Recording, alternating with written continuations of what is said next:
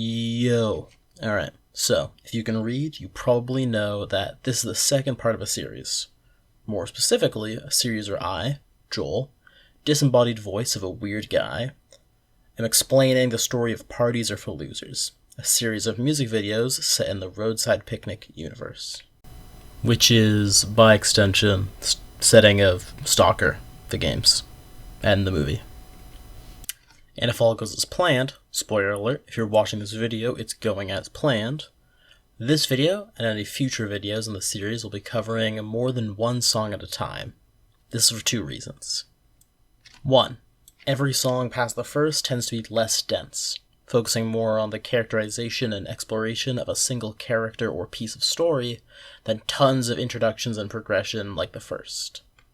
2. I won't need to introduce so many things as we progress, since I'll be assuming you've watched my videos in order and don't need a recap. And with that, this is just what we'll be talking about. The first and most important thing to know about the second song, False Disposition, is that most of it happens before the first song, serving to explore the relationship between two of the main characters we already know, Yuri and Sonya. And as I implied in my last video, this is a song sung from Sonya's perspective. The song starts sometime after Parties Are for Losers, the song, not the series, with Sonya meeting up with Yuri.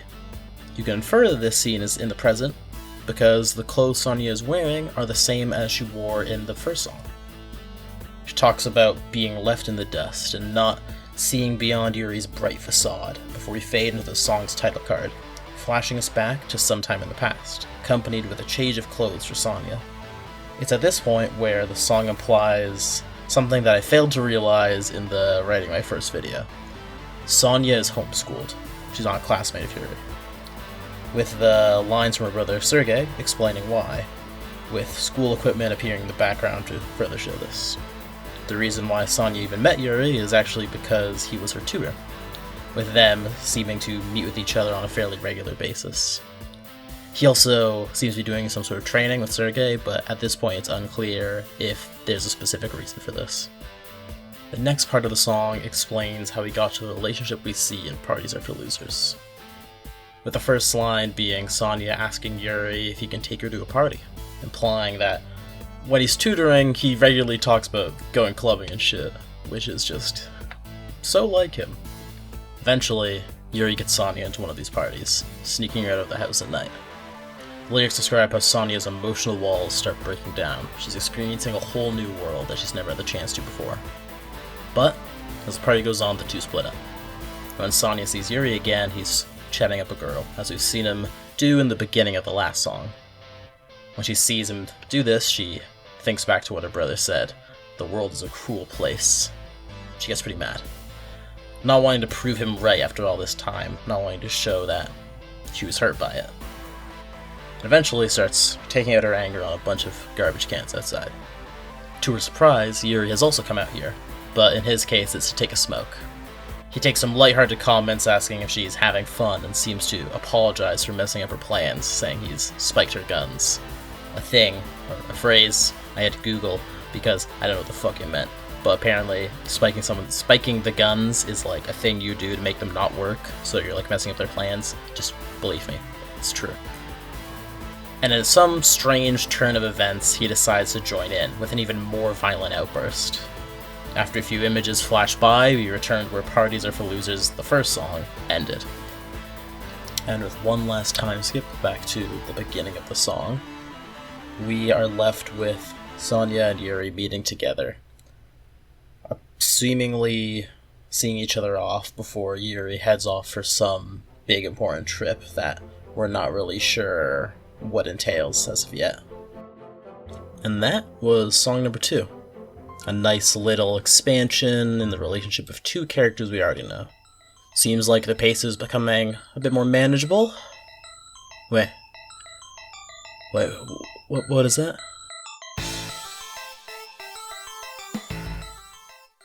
Punch It Punk starts fast.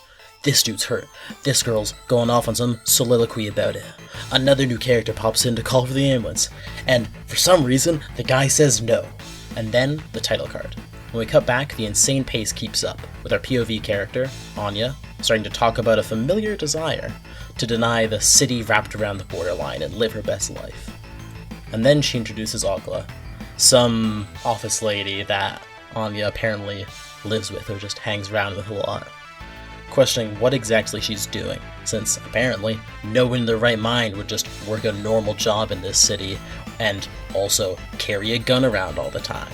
When she's doing the whole stalking thing, she gets caught up by some faceless goons. I don't really know if they're just supposed to be weird dudes walking up to this child or security, but in any case, she's in trouble. But, out of nowhere, a hero busts onto the scene. Some guy punches the lights out of these guys, giving Anya time to get away. But he ends up getting beat up anyway. Anya comes over to check on him, and after that, we're brought back to the beginning of the song. Thogla walking over, probably because of all the fighting.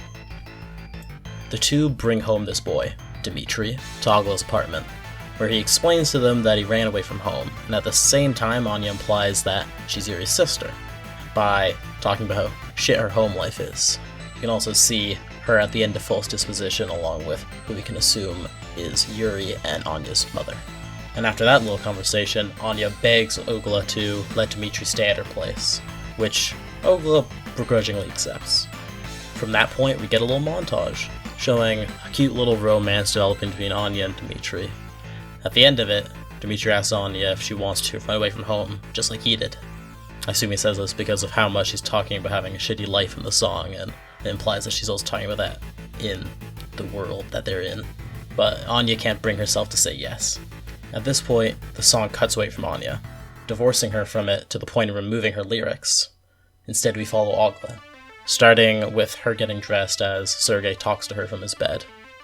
He seems to be airing his worries about Sonya and her getting involved with Yuri and Katya in the first song. And something about that seems to strike Agla. She then returns home, with Dimitri sitting on the floor using a laptop, probably hers. After walking in, she shows a picture to Dimitri, Katya's jacket, asking him if he recognizes it. This where Anya walks in, with her lyrics coming back in full force as she stops, seeing Dimitri's eyes fill with panic. Not noticing her, Agla keeps talking to Dimitri, and Anya jumps in, snatching Agla's phone, being her first instinct, and the secret is revealed. Dimitri's a mutant, just like Katya. But unlike Katya, Agla doesn't plan on turning him in, with her text on the phone revealing that the only person she contacted was Sergei, asking to buy Katya's jacket off of him. In the end, it turns out Agla's fine with Dimitri being a mutant, and just wanted to be on the same terms. Happily ever after. Greetings, my gobbledygooks. Alright, end of the video. Unscripted again. Just like how it normally is. I don't know what the fuck I'm saying. Alright, so, yeah. Those are the next two videos. I didn't think it would take me a week, but I've had some stuff I had to do. Sorry about that. But in any case, yeah, thanks for watching, like and subscribe. And this video is sponsored by me. Fuck you. I can do what I want. I can make my own sponsors. You should check out the Dash Jam. I'm going to be making a game for it, and I don't think people can actually win that one. I think it's just like a collaborative effort, but you should say that I won anyway, and check out Strikeout when it comes out for the thing. I'm also doing this so I can hold myself to a standard and make sure I don't just not post it because it takes too long. That should be around in like 7-ish days when this is out, I think. So, yeah, that's it from me. Peace.